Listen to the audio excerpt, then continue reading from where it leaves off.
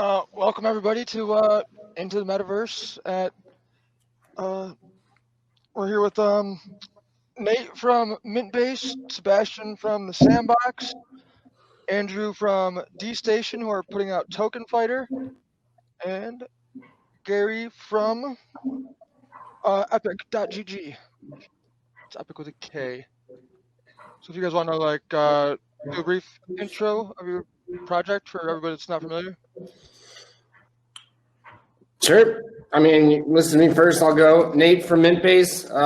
We've been around for over a year and a half on mainnet. We allow people to mint NFTs. A lot of your NFTs might come from our platform without you knowing it. People create it, sell it on Wearable or OpenSea, and move them around in crypto voxels, and they just are very fluid. But we're genuinely sometimes the source. I'll go next. So, hey, I'm Sebastian. I'm CEO and co-founder of The Sandbox. It's a gaming virtual world on the Ethereum blockchain where players and creators can make their own NFTs, their own 3D asset and game experience, and monetize them through the use of our blockchain technology, trading and selling, monetizing their NFTs, or through our Sand token as well that powers the whole platform. Hi, this is Andrew. I'm the founder of D Station. We're working on a game studios protocol that powers ecosystems of crypto collectible games with DeFi staking and NFT mining. And we put out our first game, Token Fighter. It's been getting pretty good amount of players on board, and welcome you all to play and check it out. Hi, everyone. My name is Gary Ma. I'm co-founder and head of operations at Epik. For me, I'm really passionate about this space. I've been in crypto since 2013, so I've really seen it evolve. I believe the industry is at an inflection point, transitioning into large-scale adoption and commercial use case. And that's what we do at Epik. We bring mainstream gaming to blockchain. Prior to Epik, I've worked with some celebrity artists producing large-scale ultra music style concerts across the world. And now at Epik, we work with the biggest brands and IP to create premium digital merch and collectibles. Very cool. And D-Fighter?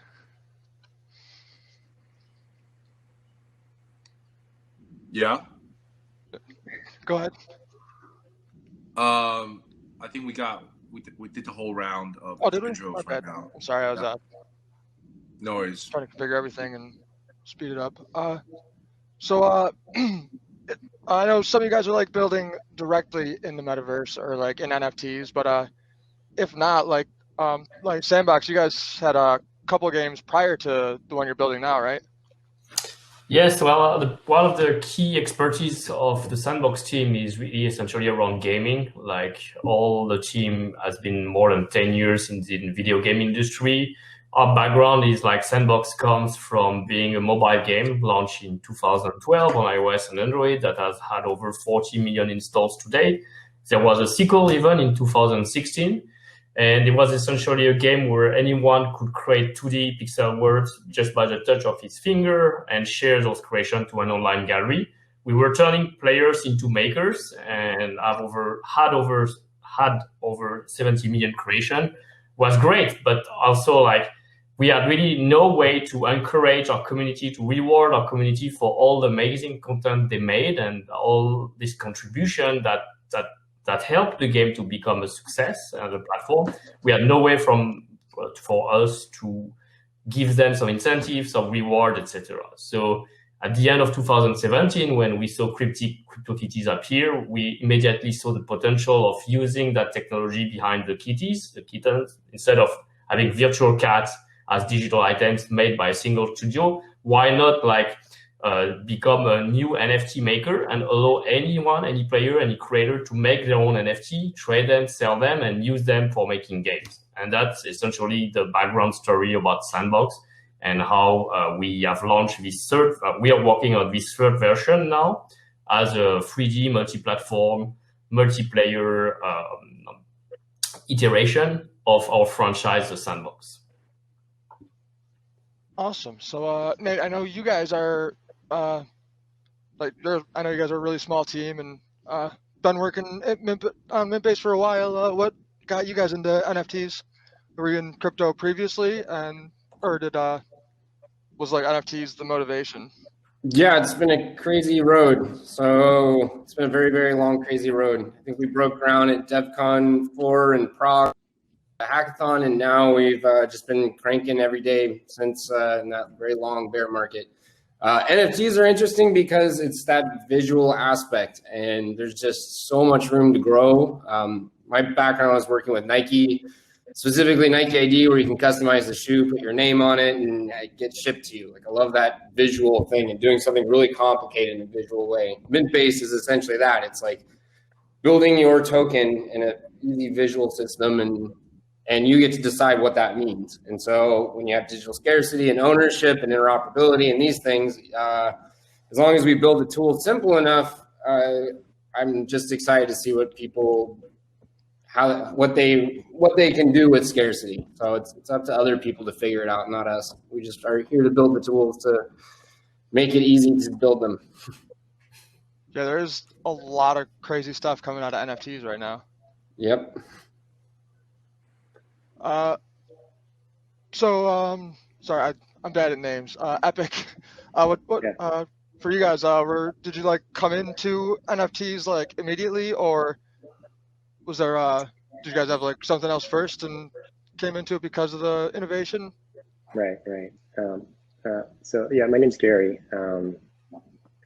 Yeah, sorry. And yeah, I mean, when we started this company, we back in 2018, we believe that digital items are the future of consumer products, and will play a central role in ownership and the way we express ourselves individually. So we see collections of digital items as representations of personal memories and achievements, while also conveying attributes like status and identity and membership, class, and even performance. So, that was critical to, why we're doing what we're doing. And you'll see it more and more as people grow up. Everything is digital. 6-year-old kids now, they don't want new kicks to go back to school with. They want Robux to spend, online.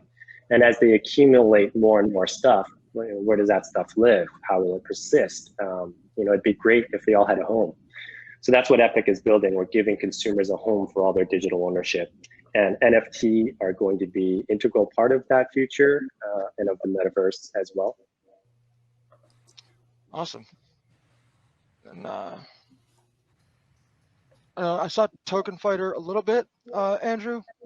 You guys were like in crypto already, right? I've been in the crypto space for quite a bit of time, but I just want to point out, ever since blockchain technology became available, digital collectible is now shining through at the concept of provenance, right?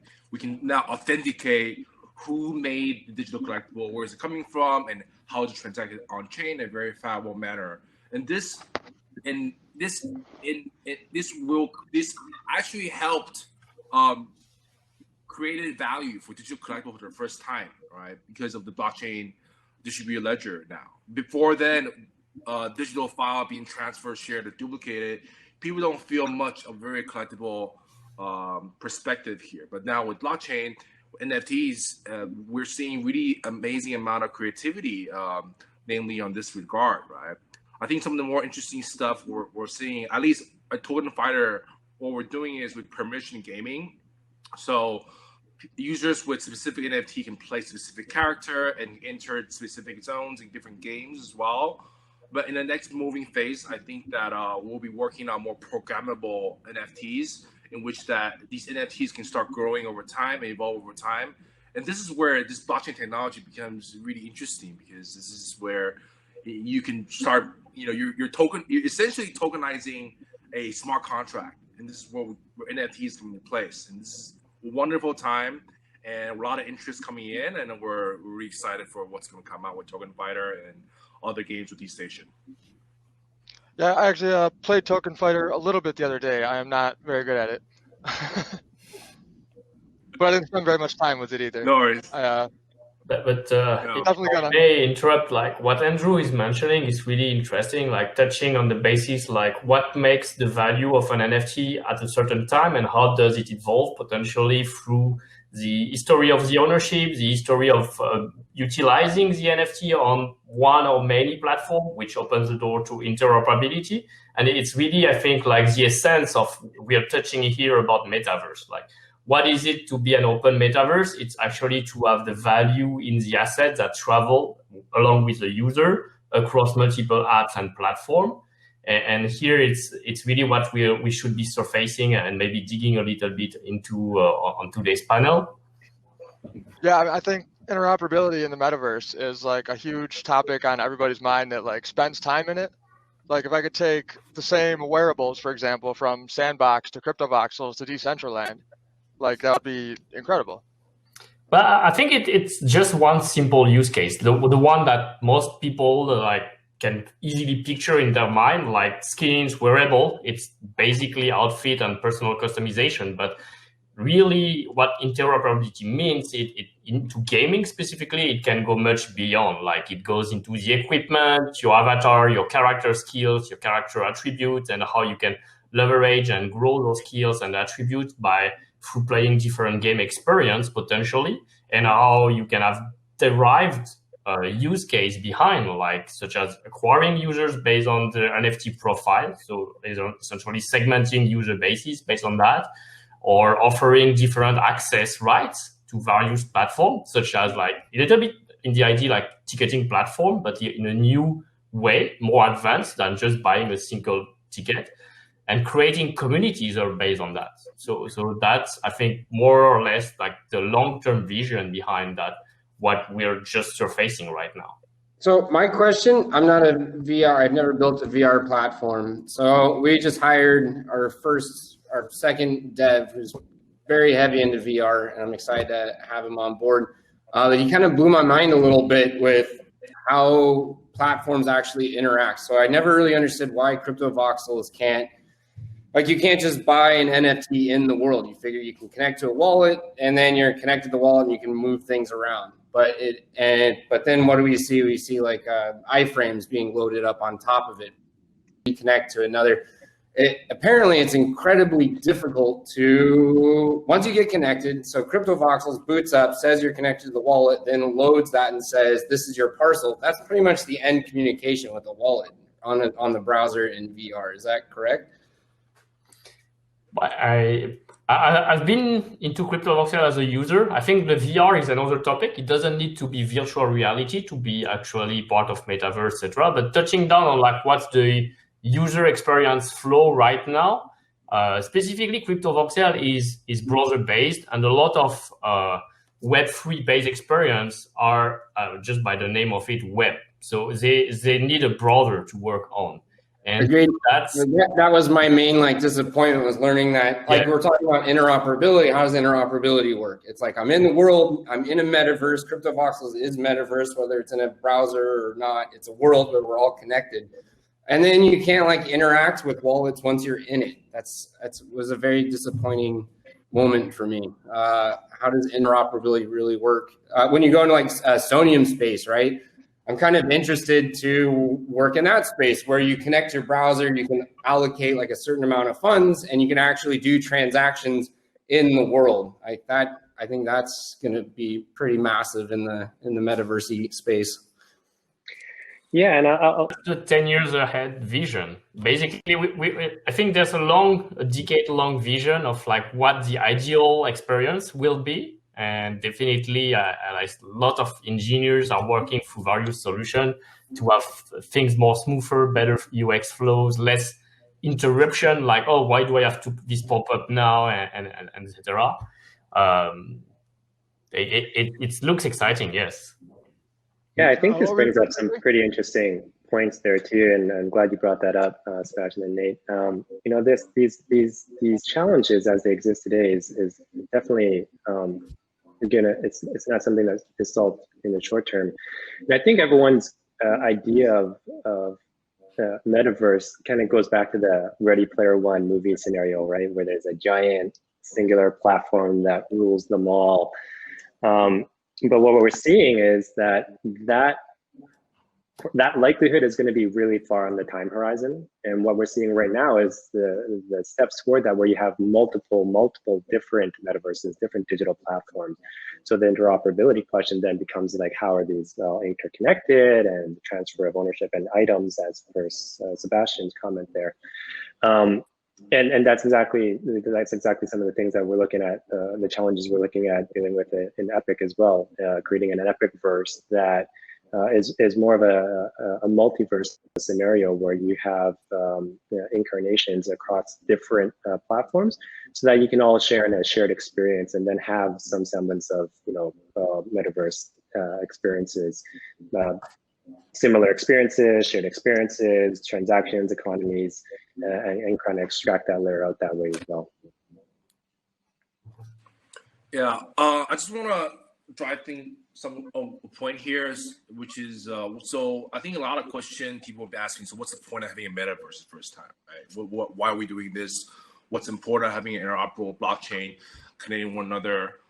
This can be answered quite differently depending on which person's coming in and which perspective here, right? So within the metaverse and non-fungible, from what we observe, we're seeing gamers, right, from one bucket. Gamers in one bucket, and we're also seeing collectors. People who are actively collecting, really cherishing the value and seeing the purpose is collectible in a very provenance perspective here. And also we see traders, right? Traders are people are buying in, trading, and speculating.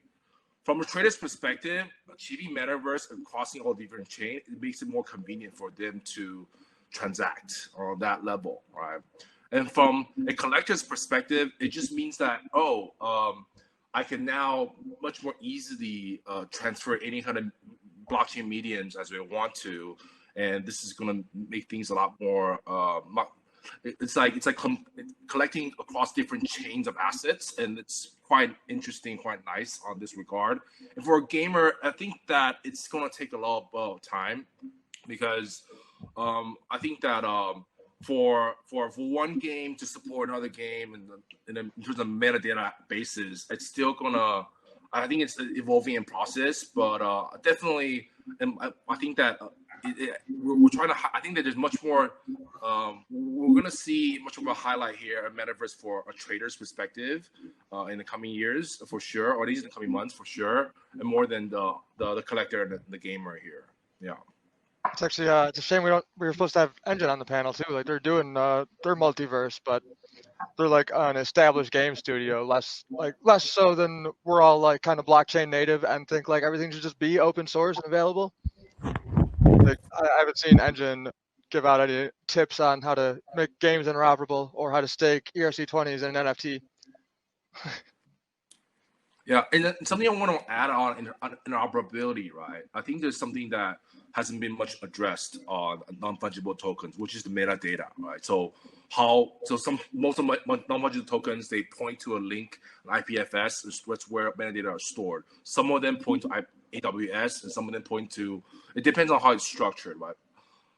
And this becomes a risk for metadata to be stored. Are we going to depend on IPFS for the future of metadata for everything, or are we going to depend on AWS? It's a question that needs to really be addressed here, since we don't have a really sustainable file storage systems that's going to be sustainable for the years to come. If IPFS crashes, if the AWS re-indexes itself, we won't be seeing the NFT loading its images, even if it moves across a different chain here. So this is a risk that that we really should be addressing. It's been pretty heavily addressed. We've done this whole battle for the last year. It's I can't engage in them anymore with, but they're it's been beaten to death. How do these things get stored? How do they get pinned? Should we trust pinning services?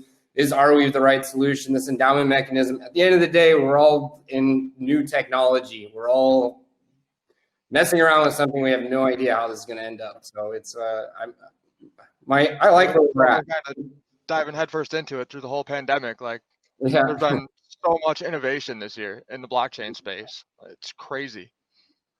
Yeah. It's chaos, but it's kind of neat, right? We have no idea how these things are glued together, but they're working and we're figuring it out. Well, I think that without going too much down into the rabbit hole here, like from the high level view, like we've been dealing for 20 plus years with digital assets we never really owned, that we all lost when we were leaving those games, when we were leaving those platforms or those services stopped to exist. Now we have one possibility, one shot at actually keeping at least the proof, the track record of the ownership, if not the visualization of it, to say the least. And that's a huge step forward already, in a way. And then how reliable is the underlying technologies that's going to store all the data, whether it's decentralized storage or it's actually relying on centralized companies. It's for sure something unknown. Like we don't know if it will last for, like I used to burn CDs of my music and 10 years later, I cannot listen to them. They just, physically, the object deteriorates. The blockchain, we can expect that it's not going to deteriorate over time. And that's already something of huge value alone. Yeah, definitely. We're in a better space now than before. Yeah, we're definitely. It's definitely a very nascent industry, and I think part of the reason that like people are so so curious of like how do we know? I think part of the reason it's such a big topic is because like this is the first time we've ever been able to truly own digital items. It's like I want to know I really, really own it. Like I want my grandkids to have my art. Not only that you own it, but only 12 exist. I think that's the big Right. one. Yeah, it's definitely a very amazing space to be a part of. Yep. So let's see what else I have for questions here. What are your two? I know Sebastian. What are you guys building on right now? Are you guys doubling down on Ethereum, or are you looking at other scaling solutions? Well, yeah, it's an interesting question. Like, we've been building for Sandbox for over 3 years now. Like, we started with we chose by then Ethereum as like the go-to solution, the blockchain with the largest developer ecosystem and the most developers. So like people who have the technical know-how to develop this and have the community support behind to keep developing more solutions, etc.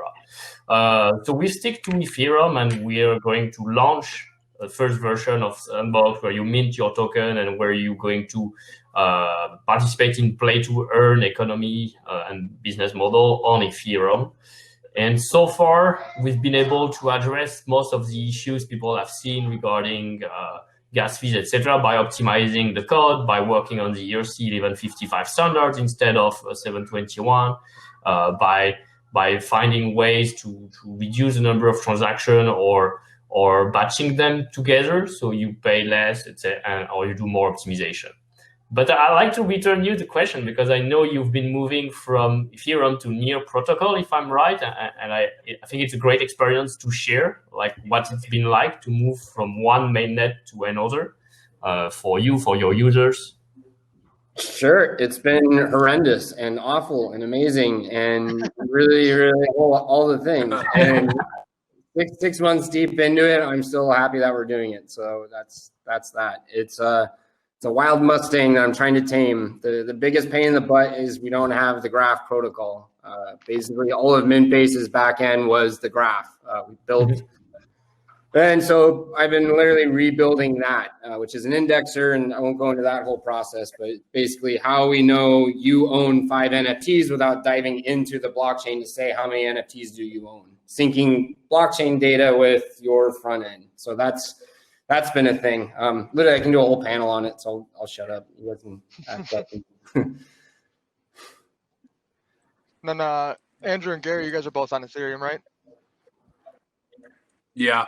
You guys looking at scaling or migrating? I think that Wax has been making quite a lot of noise out there. It has always been designed for game collectibles from the start with.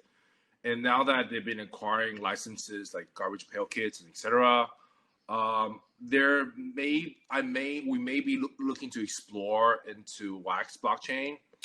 But I think that before exploring any other blockchains, one thing that really comes into mind, just biggest important, concern is what are the tools available for developer to go ahead and use, right? With I mean, just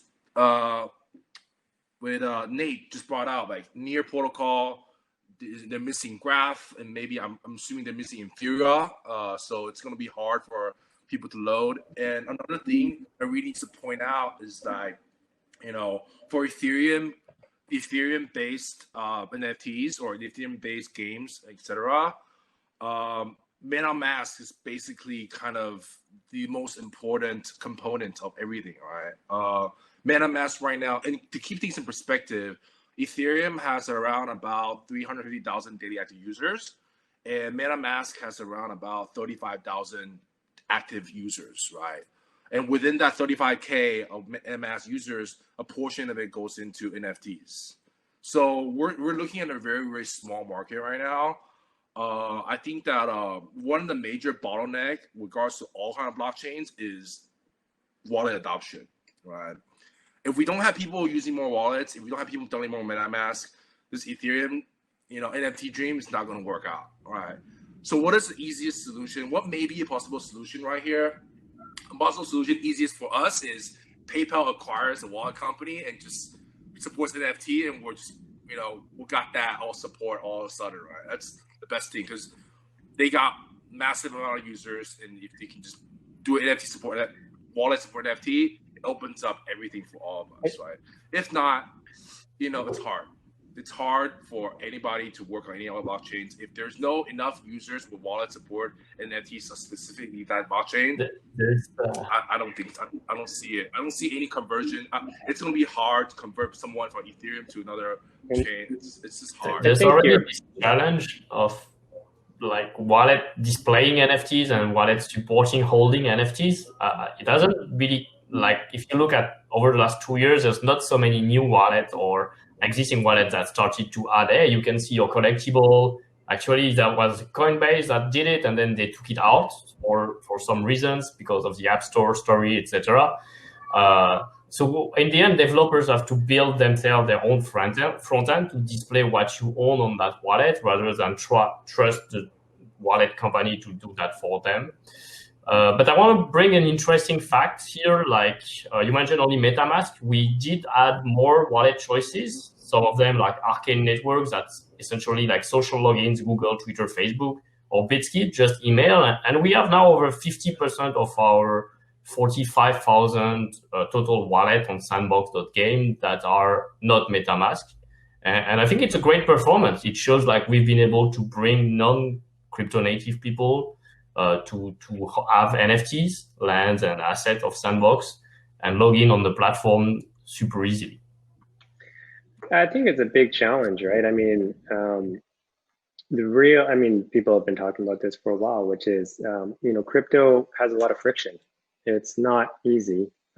It's a very small population. Crypto games also as an industry are still very nascent and still early, and besides, like you mentioned, there's 300,000 plus wallets. So I think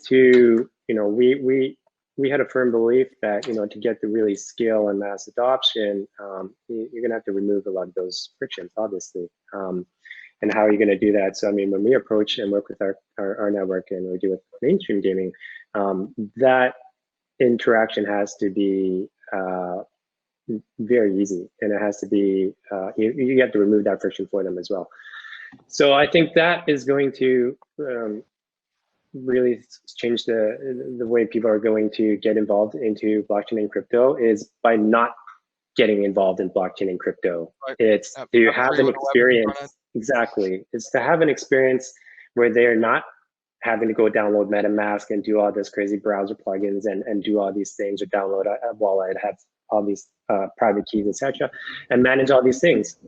I'm kind of on the opposite end of that. We look at sites like Nifty Gateway. They did that, right? They hid all of the scary blockchain-y stuff. But then at the end of the day, it just turns into a regular website where 90% of the transactions and everything is done in a centralized application. At the end of the day, they just deploy a smart contract and then have a withdrawal piece. You're not really experiencing blockchain when the whole point of blockchain is seeing transactions and the amount owned. And anyways, I think It's just like kind of like VR too. It's like, do you go browser route or do you go full on headgear? Like the real experience with VR is that the full on headgear, right? When you go browser, it's kind of neat and easy to access, but is that the right choice right away? If you hide the difficulty at the beginning, you kind of lose the understanding of what blockchain is. Yes, I mean, when you can gain the benefits without having so much of the complexity, and back to your question there, Bruce, about Epik and like whether we're not Ethereum is our chain as well. I mean, when we are built on Ethereum, and when we evaluated that, it was important we took an approach that was kind of contrarian at the point in time. I mean, back in 2018, everyone was really focused on protocols and the different protocols and systems there, and we understood that technology is going to change, and it's too soon to necessarily know who the clear winner is for our protocols and beyond. So our focus was always on to build a network and a business that was agnostic to some degree, that had the opportunity to transfer to new and emerging technologies as the case may be, as they emerge and are the winners. I do feel like there's a lot of people are very tribal about it. I mean, I came into crypto for NFTs. Like I had no interest in cryptocurrency up until probably January this year. I stumbled onto like some NFT stuff on there, and I'm like, wait a minute, you're gonna tell me that I stop playing this game and I can go like sell my stuff to somebody else? And like that's not illegal? I gotta like skirt around like laws and regulations and EULAs and stuff. And then from there, I was curious and fell down the rabbit hole a little bit, and came across async art, and that just absolutely blew my mind, and I have not looked back since. But I do think, as someone who like just got into it for NFTs, that maybe not totally hiding, but like abstracting the blockchain a little bit would be very beneficial. Like Arcane Wallet lets you do an email, and then Taurus Wallet has a bunch of single sign-on options. Those are ways. I guess it's more like the stage of the user is at. Like maybe when they just enter for a service, they don't really enter for it for the blockchain sake of it. They just enter for like what the overall service is about, and they want to like have a 1 minute choice or a few minute choice after testing whether they're happy and they want to keep going at it and stay within it. So like the moment you should prompt for, hey, now you need a wallet to do this or that, can be pushed further once the user is actually more convinced by the value proposition and want to retain, and is more likely to retain in the product. So I do believe it's the right approach. At least it's less frontal in terms of like the funnel and the churn than, hey, you need a wallet to log in or you see nothing about us. But that can divide and that can be discussed.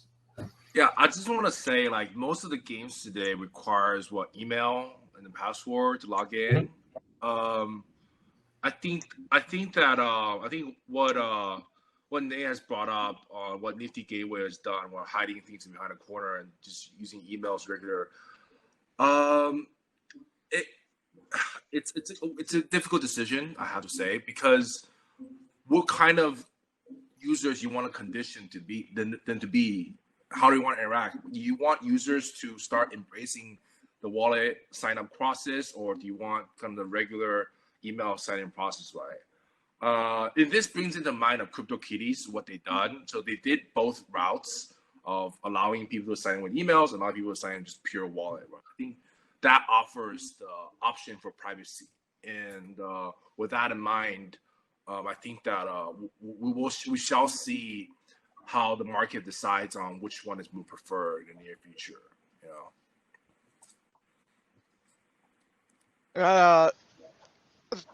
With Nifty Gateway as an example, like the simplicity is good, but then like all that stuff is also custodial. So like until you actually transfer it to an external wallet, it's held in the Nifty Gateway platform. Well, to me, what's interesting, so what was it? People, I remember there was a time where everyone started getting up in arms with wash trading, right? There was like a big, like, oh my God, you can see all these transactions. They're going back and forth. People are having an uproad. Wash trading, but what's really interesting about these markets on OpenSea or Rarible and these other groups is we can see that stuff on chain. This is the new revolution that is blockchain, that we can say here's a thing for auction. Here's how many exist. Here's how many people own it. And you just can't do that in Nifty Gateway land. In OpenSea, now in Super Rare land, we can go to the Etherscan and see all the little increments, and we can call BS when things aren't actually technically sold out. And then we just have to trust the company that they are saying what they are saying. And at the end of the day, that's kind of what we're trying to fight against, I think, is just let me see the transactions. It's definitely hard to find a balance between like make it simple for normies to get into it and like adopt it, but like also keep it to the Web3 and blockchain fundamentals that we're all here for. Yep. But I think like I think Taurus is a good example where like they have non-custodial wallets and like you just sign in with like you can do Google single sign in or Discord or they have a bunch of options. And then like I don't even really need somebody's wallet address. Like I can send it to their Discord username or their email address. And if they have that wallet set up, then they get it. Yep. So that I guess one of the next challenge for us is like, how do we take users from just making NFT and buying NFT to using NFT into various places? And those places, I think one of the use case of virtual world is to provide all sort of experience for people for their NFT, whether they are building art galleries to present and show the world what they own, to game experience, to social events, etc.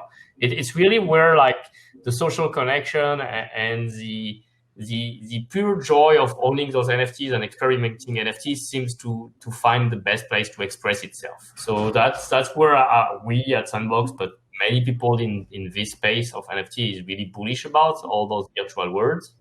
I just want to say, like, just so for gameplay is actually a really strong utility for NFT, certainly.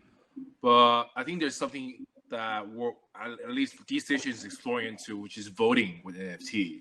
I think NFT should be able to participate in governance of game-specific DAOs and see how they can offer game changes over time. This is a really user-centric design to have NFT for voting.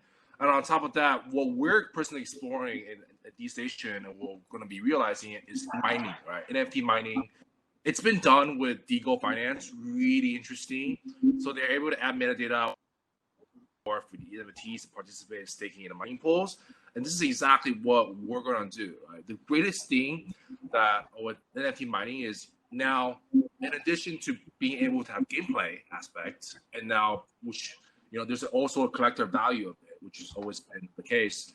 If you have voting, which is really cool, participating governments, if you have mining now NFTs can start generating income. And the NFTs start generating income, this can help the market and accelerating price discovery. Obviously, there are play to earn.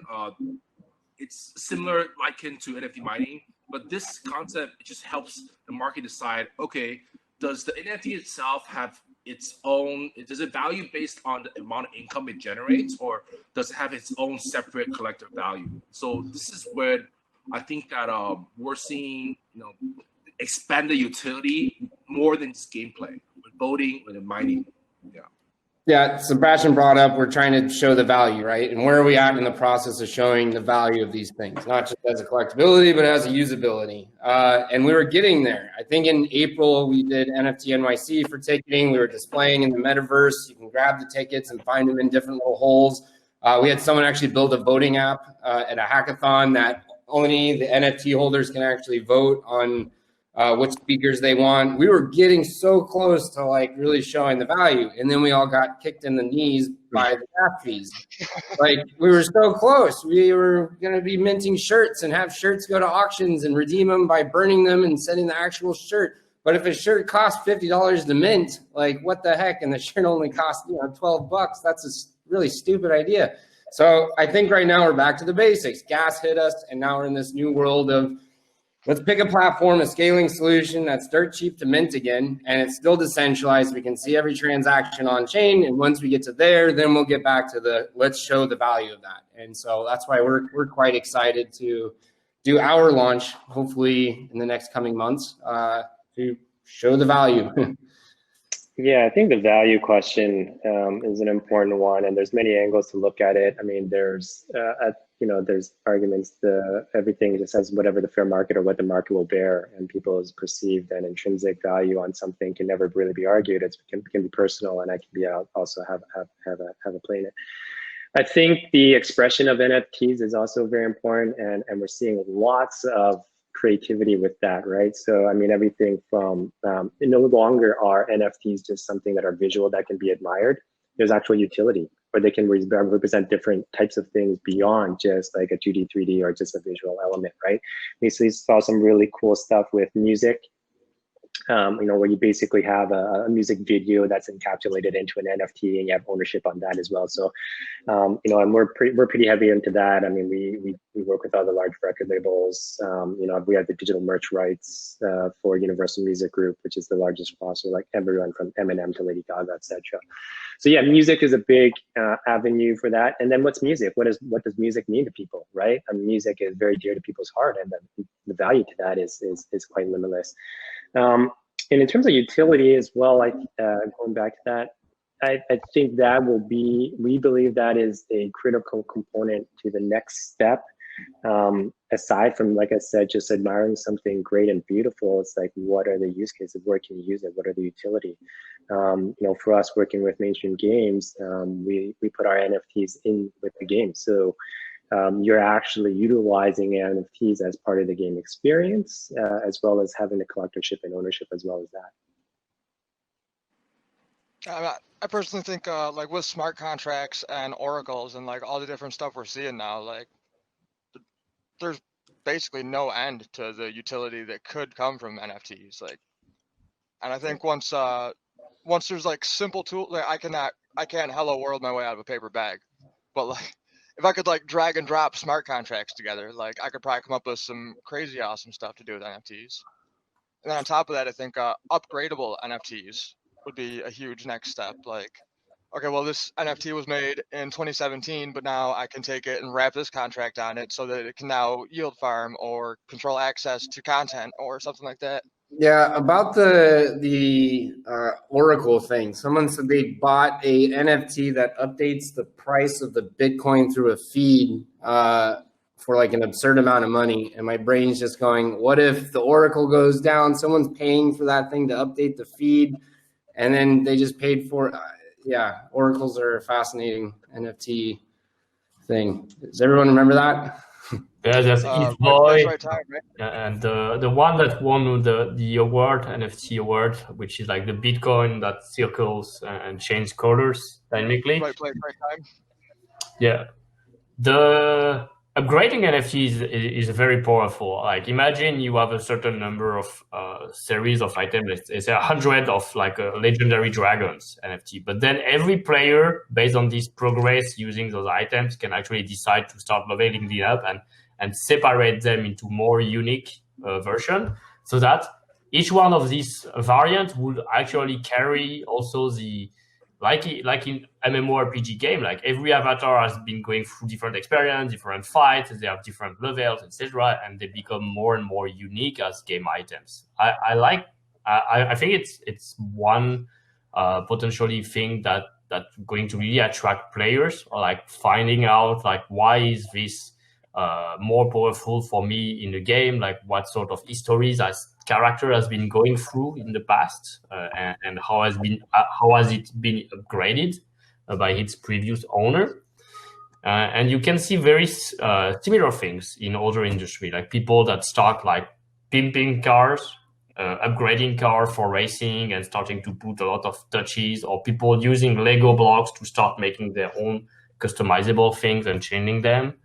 So the fact that you can just, like with TikTok, just take something and refactor it, change it, remix it, make it your very own in various ways is also very powerful, and that NFTs allows. Yeah, and we lost Gary. No. Yeah, it looks that way. We're at about 15 minutes from our cutoff, so I don't think we have any Q&As, or we do actually. Okay, a couple audience questions. Beyond interoperability and accessibility, what other major benefits of a metaverse model? Beyond interoperability, what are the major benefits of a metaverse model? I'm not 100% certain on that one from Marcus at Exana Games. I think probably multiverse model is probably meant like integratable worlds. Well, I think those are already two strong value propositions that you will not find in the one that are in like just centralized games, centralized app, or centralized virtual worlds. The fact that you just own any content on those platforms, and then you're free to trade those items outside of their original apps as well. Yeah, upgradable NFTs are great. Multiple ownership things are great. I think there's a lot of innovation in the NFT, these kind of things, but also I'm kind of like, we still haven't really touched what we can do with a good old fashioned NFT. I strongly believe we're kind of back to let's get back to the basics: mint, sell, trade, transfer. And then once we get past that, then start explaining what you can do. Upgradability, our contracts will have upgradability, but very small places. In your smart contract, you as the store deployer, you can upgrade simple things like the base URI of where your stuff is stored. So if it's on IPFS or on Arweave, let's say an Arweave node goes down, you can change the base URI to redirect to a different node. Or if Mintbase decides to run our own Arweave nodes, then the store creator can point to ours or that sort. I think little baby upgradability features are interesting. Oh yeah, definitely. Like, it'd be really cool to like natively be able to be like, okay, well, this is stored on my IPFS node and somebody else's IPFS node and on Arweave. I mean, I can do that with my data on my own, right? But like for the NFT to read that, like, if it needed to. Yep.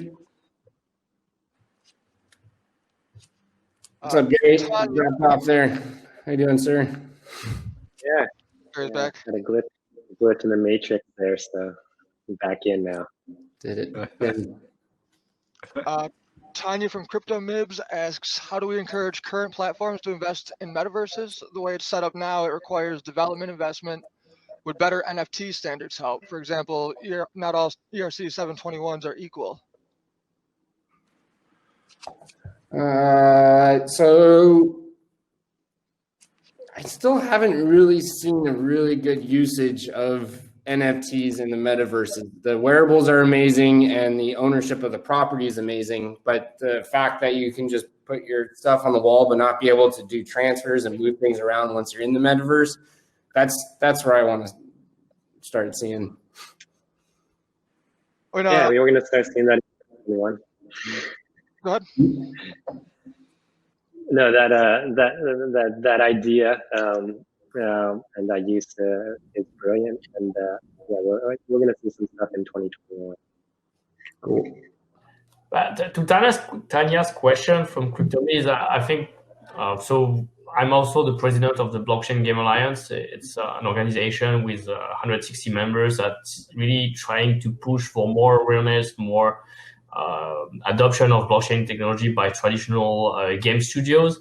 It still requires us to just have more games being made and more games to go live, to market, to get players, so that we'll start like getting really easy attention from traditional folks from the gaming industry to really care. Now, I also know there's many developer solutions, SaaS solutions that are working on providing simple solutions to run your own marketplace, to onboard users with wallets where there's just single sign-ons, etc.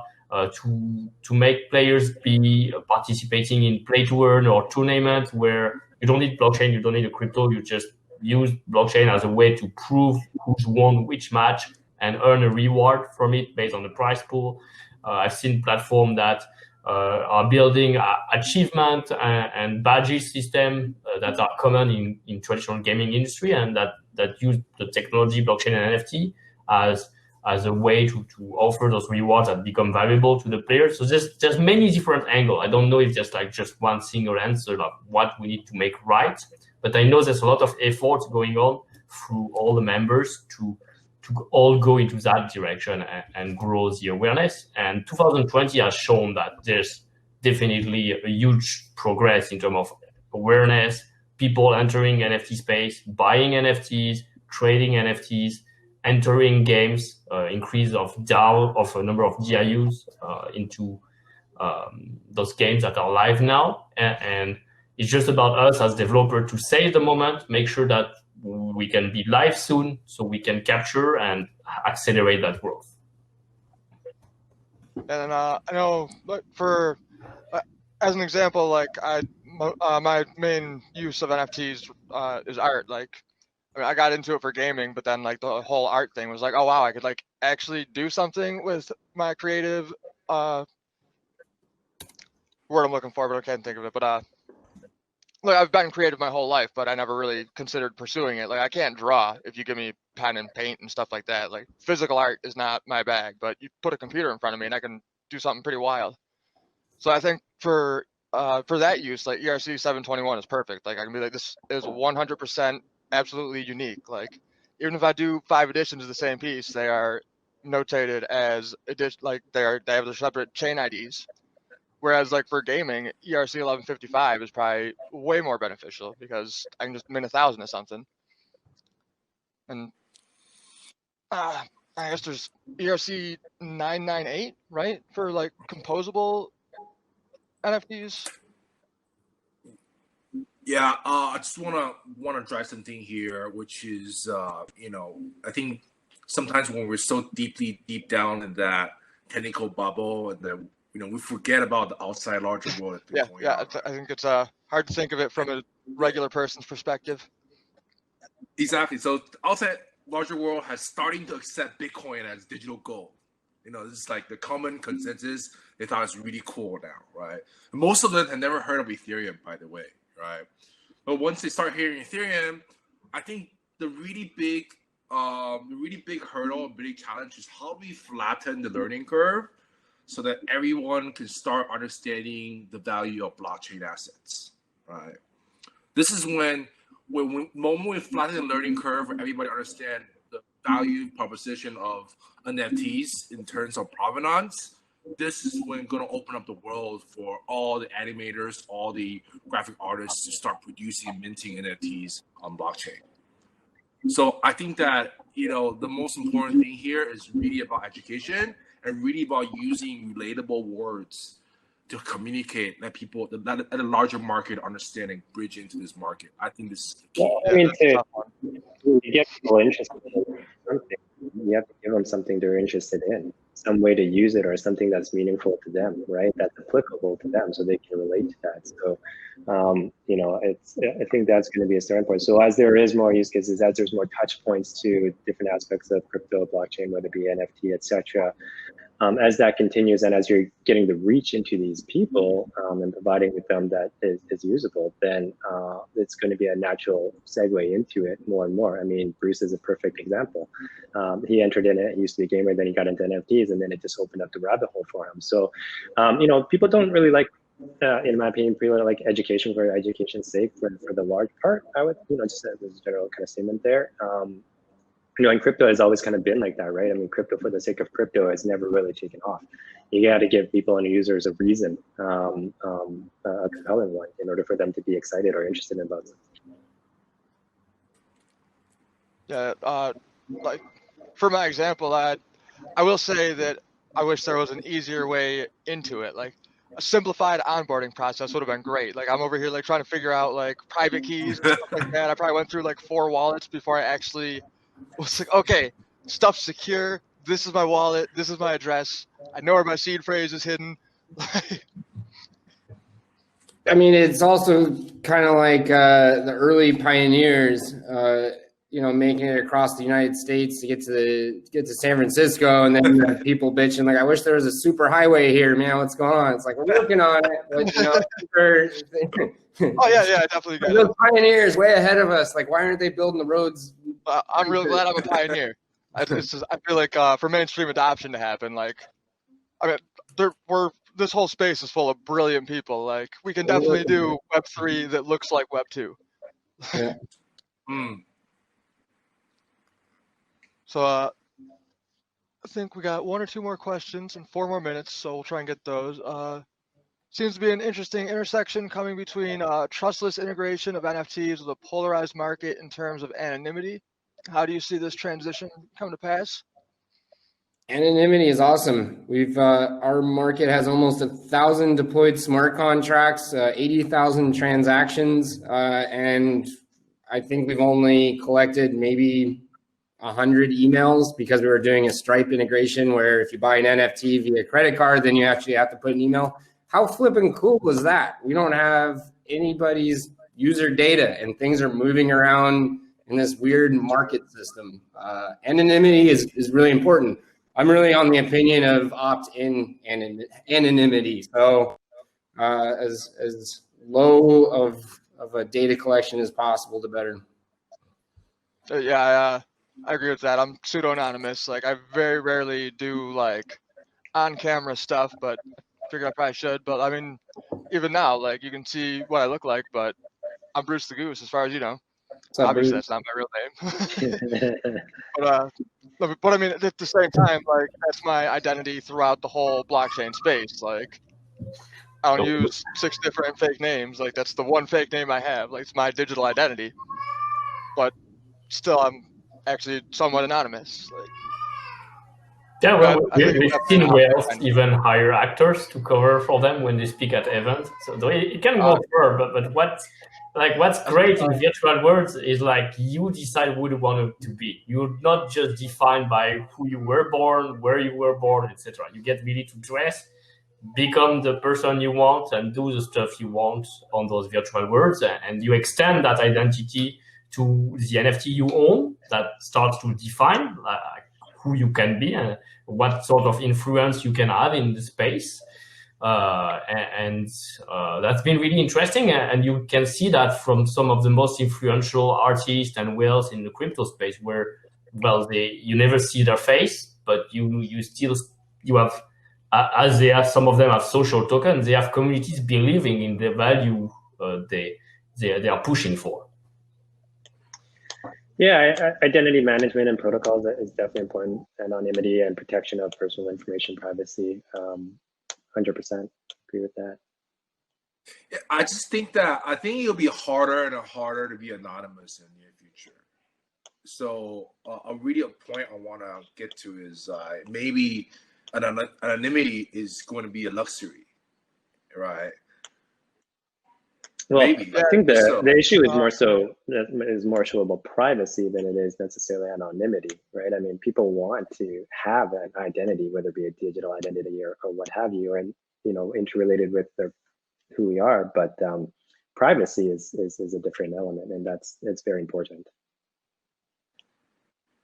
Yeah, and even beyond privacy, like I get like, okay, I need to sign up with an email, so like they have something to, like, if I lose my password, like I can use whatever I want as an email address, but like just don't sell my information like without my consent.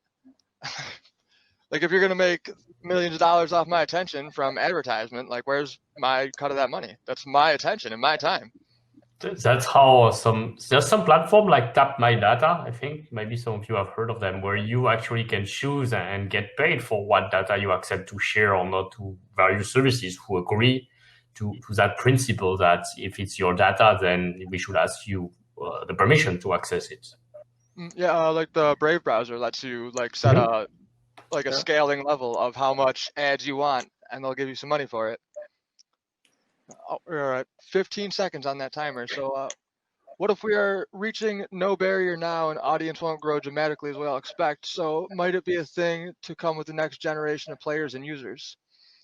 I'm not a developer. I'm not building games, but I think I think within the next few years, like, people are going to fully migrate to a play to earn and play to own business model for gaming. Like, I've been a gamer my whole life, and like, you couldn't get me to play something that's not NFTs right now, and I'm not earning money from it. Amen to that. I guess that's our conclusion. Yeah, I think we're going to get cut off here in a minute. So it's been a great talk. We definitely hit a lot of different interesting talking points. And I'll leave that Telegram group open. I don't want to show my projects. I'm not here. I'm not here as like a speaker. I'm here to facilitate this conversation. But I would definitely be interested in continuing the conversation at some point. Sure. Thanks, Chris. Yeah. Thank you, everyone. Yes, Cheers. thanks, everyone. I guess. Everybody watching, thanks for coming.